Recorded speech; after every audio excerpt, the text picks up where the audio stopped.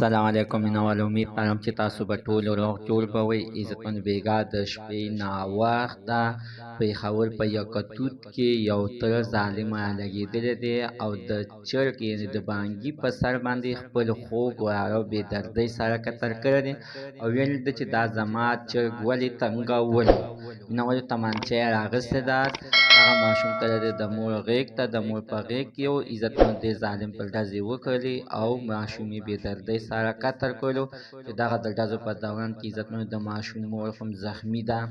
راځئ مینهواله چې ټول معلومات زه تاسو سره په دې ویډیو کې شیر کوم. موږ دا ویډیو تر اخره پورې وګورئ چې تاسو ته پوره معلومات در ورسیږي.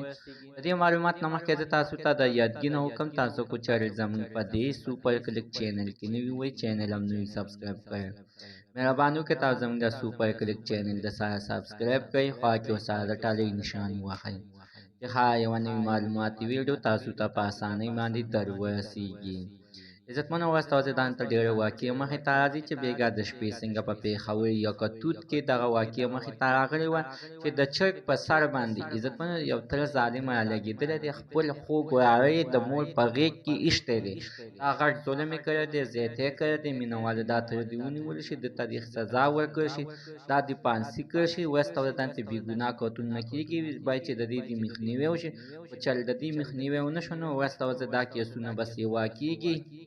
مینهواله دا خو د 2 کالو ماشوم و، د ده څه ګناه وه؟ همیشه دپاره ماشومان چرګانو سره کوترو سره لوبې کوي، نو دې ظالم پې اډوسه طرز پې ونه کړو. دا ظالم لګېدلی دی او خپل وراره یې بې دردۍ سره قتل کړی دی. مینهوالو دا دې پانسي کړی شي، دا دې ماف نه کړی شي. عزتمنو دغه تر په تېښته کې کامیاب شوی دی، تښتېدلی دی. پته لا نه لګي چې په کوم ځای کې چې خلک دا ګرفتار شو، دا به بیا تاسو ته مونږ مخامخ راولو او تاسو ته به ښیو چې دا وایي هغه ظالم ده چې خپل وراره یې بې دردۍ سره قتل کړی.